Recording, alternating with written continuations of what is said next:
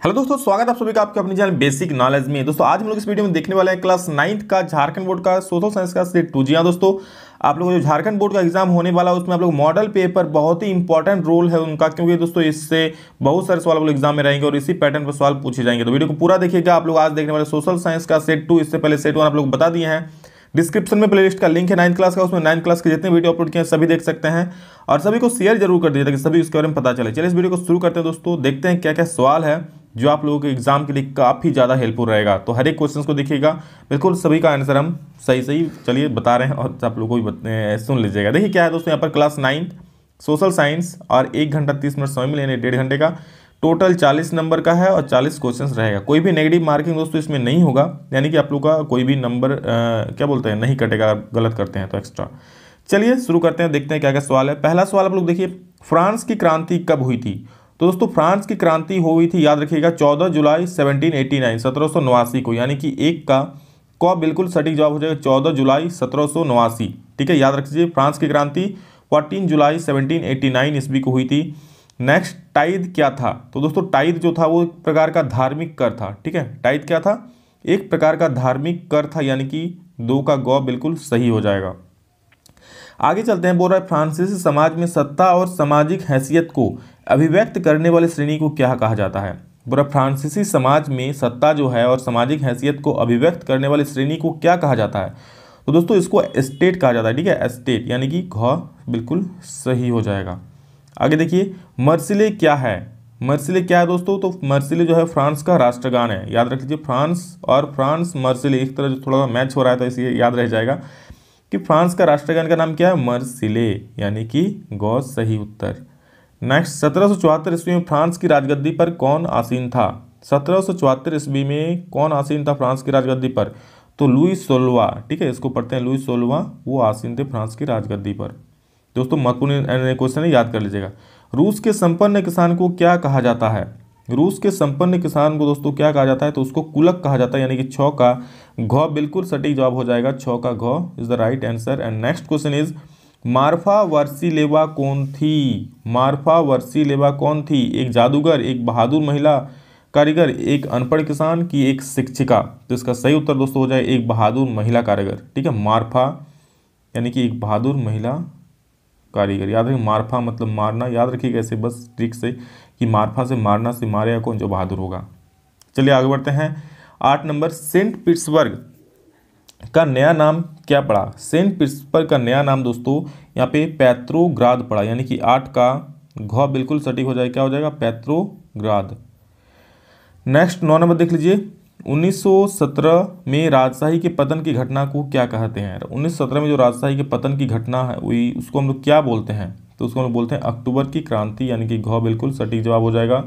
Next 10 number क्या पूछा है कि समाजवादी विचारधारा के प्रवर्तक कौन थे? तो समाजवादी विचारधारा के प्रवर्तक दोस्तों रॉबर्ट ओवेन थे, यानी कि 10 का क बिल्कुल सही जवाब हो जाएगा।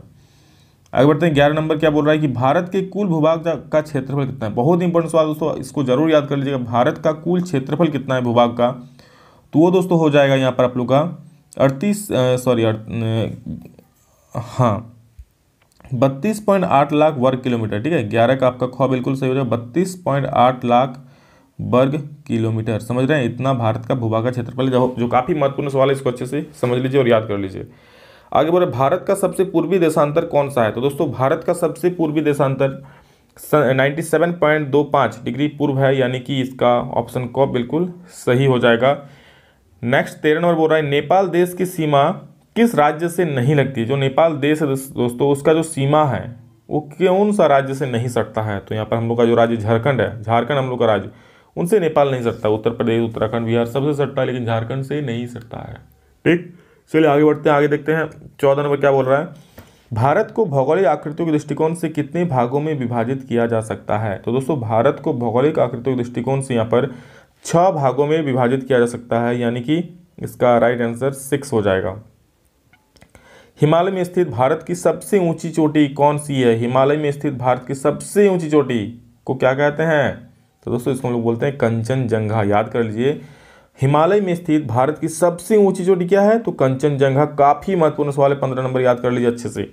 सबसे ऊंची चोटी कंचनजंगा, कहाँ पर? हिमालय में। ठीक है, भारत में। ठीक है, मतलब भारत के अंडर में जो है हिमालय अकेले भारत खंड में थोड़े है, इस प्रकार। तो जो भारत में जो स्थित है वो वहाँ पर सबसे ऊंची चोटी क्या हो जाए, कंचनजंगा। आगे चलते हैं, पूर्वांचल श्रृंखला का कौन सा भाग नहीं है? पूर्वांचल श्रृंखला का कौन सा भाग नहीं है? तो शिवालिक पर्वत दोस्तों यहाँ पर वो भाग नहीं है पूर्वांचल श्रृंखला का, ठीक है। तो 16 का यहाँ पर घ बिल्कुल सही हो जाएगा। 17 में देखिए क्या बोला है, एक स्थलीय भाग जो चारों ओर समुद्र से घिरा हो। दोस्तों कोई स्थलीय भाग जो चारों ओर से मतलब पानी पानी से घिरा रहता है उसे हम लोग क्या बोलते हैं, द्वीप बोलते हैं, यानी कि ख उसका बिल्कुल सही हो जाएगा। 18 में देखिए बोल रहा है, गंगा मैदान में वेदिका जैसी आकृति किस भाग में प्रदर्शित होती है? गंगा मैदान में वेदिका जैसी आकृति दोस्तों भांगर भाग में प्रदर्शित होती है, यानी कि भांगर यहाँ पर सही उत्तर हो जाएगा। नेक्स्ट क्वेश्चन देखते हैं, गंगा नदी का उद्गम कहाँ से होता है? तो दोस्तों काफ़ी इंपॉर्टेंट और काफ़ी आसान सा सवाल है। गंगा नदी का उद्गम मतलब गंगा नदी कहाँ से निकलती है? तो गंगोत्री से निकलती है, यानी कि ख बिल्कुल सही हो जाएगा। नेक्स्ट दोस्तों यहाँ पर देखिए क्या बोला है कि डल झील किस राज्य में स्थित है? डल झील जो है दोस्तों वो आप लोग का जम्मू कश्मीर में उपस्थित है। कहाँ पर? जम्मू कश्मीर पर, यानी कि डल झील से जम्मू कश्मीर सही हो जाएगा, जम्मू कश्मीर, ठीक है। चलिए आगे बढ़ते हैं, गेहूं चना जौ आदि किस प्रकार की फसलें हैं? तो दोस्तों ये आप लोग का हो जाएगा रबी फसल। गेहूं चना जौ आदि कौन से प्रकार की फसलें हैं? तो ये रबी प्रकार की रबी फसलें हैं। एक इसका क बिल्कुल सटीक जवाब हो जाएगा। चलिए 22 नंबर देख लेते हैं क्या बोला है, हरित क्रांति की मुख्य विशेषताएं क्या है? तो दोस्तों हरित क्रांति की मुख्य विशेषता क्या था? गेहूं तथा चावल में अप्रत्याशित वृद्धि, मतलब गेहूं और चावल के उत्पादन में वृद्धि करना ही हरित क्रांति का मुख्य उद्देश्य था। क्या था? गेहूं और चावल के उत्पादन ही अधिक मात्रा में हरित क्रांति का मुख्य उद्देश्य था। आगे देखते हैं, बहुविध फसल प्रणाली किसे कहते हैं? देखिए 4 ऑप्शन है, तो आप लोग चारों ऑप्शन पढ़ लीजिएगा। इसका देखिए बहुविध फसल प्रणाली मतलब क्या, एक ही जगह पर बार बार फसल उगाना, ठीक है। तो 23 का देखिए, एक वर्ष में किसी भी भूमि पर एक से ज़्यादा फसल पैदा करना ही ये बहुविध फसल प्रणाली कहते हैं। प्रणाली मतलब क्या, मतलब बहुविध मतलब क्या, अलग अलग बहुत बार फसल उगाने की जो प्रणाली है उसे हम लोग बहुविध फसल प्रणाली कहते हैं। आगे देखिए 24 नंबर क्या बोल रहा है कि अपनी आजीविका के लिए श्रवण ने एक डेयरी की दुकान खोली है, ठीक है। मान लीजिए श्रवण नामक का कोई व्यक्ति है जो अपना दिनचर्या मतलब आजीविका खाने पीने का सामान चलाने के लिए श्रवण एक दुकान खोल लेते डेयरी की। श्रवण की क्रिया कौन सी प्रकार की है? कृषि क्रिया है, गैर कृषि है? तो दोस्तों याद रखिएगा, ये दुकान खोल लेता है जो कि कृषि के अंडर में नहीं आता, यानी कि गैर कृषि क्रिया है, ठीक है। चलिए नेक्स्ट क्वेश्चन, HYV का क्या तात्पर्य है? तो दोस्तों इसका तात्पर्य है यहाँ पर अधिक उत्पादन वाले बीज, ठीक है। इससे तात्पर्य क्या है? HYV से अधिक उत्पादन वाले बीजों से है। नेक्स्ट, निम्नलिखित में से कौन से कारक जनसंख्या की गुणवत्ता को बढ़ाते हैं? तो देखिए साक्षरता दर भी जनसंख्या में गुणवत्ता बढ़ाती है, लोगों का स्वास्थ्य अच्छा रहेगा तभी उसका गुणवत्ता बढ़ेगा, कौशल निर्माण तो बढ़ाता ही है। मतलब क्या हो, इनमें से सभी घ नंबर बिल्कुल सही हो जाएगा। दोस्तों यहाँ पर गौ बोला है लेकिन घ इसका सही उत्तर होगा, ठीक है। 27 देखिए क्या बोल रहा है, भारत सरकार की पहल सर्व शिक्षा अभियान का प्राथमिक उद्देश्य क्या है? भारत सरकार जो पहल दोस्तों की सर्व शिक्षा अभियान, सब बढ़े जो सर्व शिक्षा अभियान, इसका उद्देश्य क्या है? तो इसका उद्देश्य है 6 से 14 के बीच के सभी बच्चों को शिक्षा देने पर ध्यान देना। 6 से 14 मतलब जो कि आप समझ सकते हैं जो मैट्रिक तक के बच्चों को शिक्षा देने पर ध्यान देना है सर्व शिक्षा का अभियान, मतलब सब बड़े। नेक्स्ट क्वेश्चन देख लीजिए, इनमें से कौन प्राथमिक क्षेत्र का उदाहरण है? दोस्तों प्राथमिक क्षेत्र क्या होता है? वन विभाग से, पशु विभाग से, मतलब जो जमीनी तौर पर कार्य करता है। तो क्या हो जाए? पशुपालन से संबंधित हो, ठीक है, प्राथमिक क्षेत्र। द्वितीय क्षेत्र क्या होता है? विनिर्माण उद्योग, जो फैक्ट्री में कोई चीज निर्माण हो रहा है वो। और तृतीय क्षेत्र मतलब सेवा क्षेत्र, जैसे बैंकिंग हो गया, टीचिंग हो गया, ये सारा चीज। नेक्स्ट 29 नंबर, किसी एक खेत में 5 लोग काम कर रहे हैं, यदि उनमें 2 लोगों को हटा दिया जाए तो उत्पादन पर कोई प्रभाव नहीं पड़ेगा, इस प्रकार की बेरोजगारी क्या इंगित करता है? देखिए 5 लोग काम कर रहे हैं, अब उनमें से 2 लोग हटा दे रहा है, ठीक है। और 2 लोग हटाने के बाद दोस्तों वहां पर कोई प्रकार का प्रभाव नहीं पड़ रहा है, मतलब जितना उत्पादन हो रहा है उतना ही हो रहा है। तो इस प्रकार की दोस्तों जो बेरोजगारी है, जो 2 लोग था, वो कौन से प्रकार की बेरोजगारी था दोस्तों?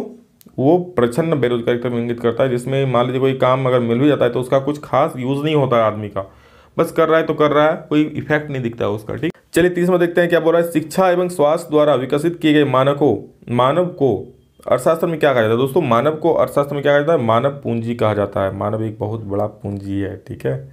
नेक्स्ट, लोकतंत्र शासन का वह रूप है जिसके क्या हो, शासन वंशानुगत हो? बिल्कुल नहीं, वंशानुगत तो होता नहीं इसमें, राजा महाराज तो है नहीं। चुनाव में धन बल का प्रयोग हो, बिल्कुल नहीं। जनता शासकों का चुनाव करती, हाँ ये सही है दोस्तों कि लोकतांत्रिक शासन में क्या होता है, जनता शासकों का चुनाव करती है, यानी कि गौ बिल्कुल सही उत्तर हो जाएगा। बाकी चार भी नहीं हो, घन भी नहीं होगा। सेना शासन को अपने हाथों में ले, बिल्कुल नहीं। चीन में राष्ट्रपति नियुक्त करने का अधिकार किसे है, तो दोस्तों ये आप लोग का है कम्युनिस्ट पार्टी को, यानी कि क आंसर हो जाएगा। जिम्बाब्वे कब स्वतंत्र हुआ, जिम्बाब्वे दोस्तों कब स्वतंत्र हुआ, तो ये हुआ था 1980 में, यानी कि 1980, यानी कि गौ नंबर बिल्कुल सही हो जाता है 33 का। 34 देखिए क्या बोल रहा है, रॉबर्ट मुगाबे कहाँ के राष्ट्रपति थे, रॉबर्ट मुगाबे दोस्तों जिम्बाब्वे के राष्ट्रपति थे, यानी कि आप लोग घ बिल्कुल सटीक जवाब हो जाएगा। 35 देखिए दक्षिण अफ्रीका के प्रथम राष्ट्रपति कौन थे, तो सभी लोग जानते हैं दोस्तों नेल्सन मंडेला जी जो थे वो दक्षिण अफ्रीका के पहले राष्ट्रपति थे, गौ बिल्कुल सही हो जाएगा। 36 नंबर संविधान के संबंध में इनमें से कौन सा कथन असत्य है, असत्य मतलब कौन, सत्य नहीं है, कौन यहाँ पर ठीक नहीं है। यह साथ रह रहे विभिन्न तरह के लोगों के बीच जरूरी भरोसा एवं सहयोग विकसित करता है, बिल्कुल सही है। यह स्पष्ट करता है कि सरकार का गठन कैसे होगा और किसे फैसले लेने का अधिकार है, बिल्कुल ये भी दोस्तों करता है।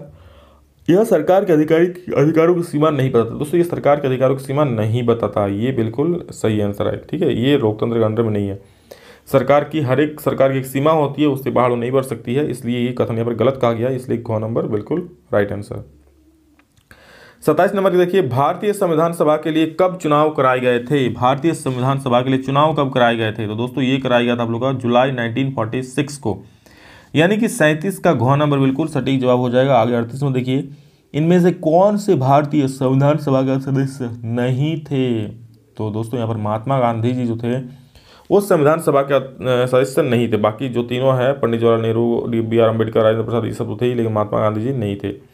39 में देखिए, इनमें से भारतीय संविधान का बुनियादी मूल्य क्या है, तो बुनियादी मूल्य दोस्तों यहाँ पर असहिष्णुता है, यानी कि गौ नंबर बिल्कुल सही हो जाएगा। और अंतिम सवाल दोस्तों इस आप लोग का मॉडल पर सेट 2 का, कि इनमें से कौन सुमेलित नहीं है, तो दोस्तों मैं आप लोग बता दूं, देखिए मोतीलाल नेहरू 1928 में भारत का संविधान बनाया, ठीक है सही है। राजेंद्र प्रसाद संविधान सभा का अध्यक्ष थे, बिल्कुल सही है। बी आर अम्बेडकर प्रारूप कमेटी का अध्यक्ष, बिल्कुल सही है। लेकिन यहाँ पर इंदिरा गांधी जी जो है दोस्तों संविधान सभा के सदस्य वो नहीं थी, ठीक है, कोई इससे मेलजोल ही नहीं खा रहा है, तो आप लोग बिना पढ़ के भी आंसर दे सकते थे। काफी आसान था, ज्यादा सवाल हार्ड नहीं था, 1-2 हार्ड था, तो मैंने सभी को आंसर बता दिया। सभी को याद कर लीजिए और समझ भी लीजिए, जैसा मैंने आप लोग बताया था कि एग्जाम में अगर दोस्तों क्वेश्चन घुमा कर भी आएगा ना तो भी आप लोग बना ले। इसी के साथ दोस्तों आप लोगों का सोशल साइंस का क्लास 9 का सेट तो समाप्त होता है, और अगले वीडियो में हम देखते हैं कि आप लोग का मैथ का एक सेट बचा था उसको हम अपलोड कर देंगे। सभी को शेयर कर दीजिए, 9 क्लास का अलग सा प्लेलिस्ट बना दी, वहाँ जाके आप लोग अपना प्लेलिस्ट देख सकते हैं, वहाँ सारा सोल्यूशंस मिल जाएगा जितना अपलोड किए हैं। चलिए अभी के लिए इतना ही, फिर मिलते हैं नेक्स्ट वीडियो में, तब तक जय हिंद, वंदे मातरम।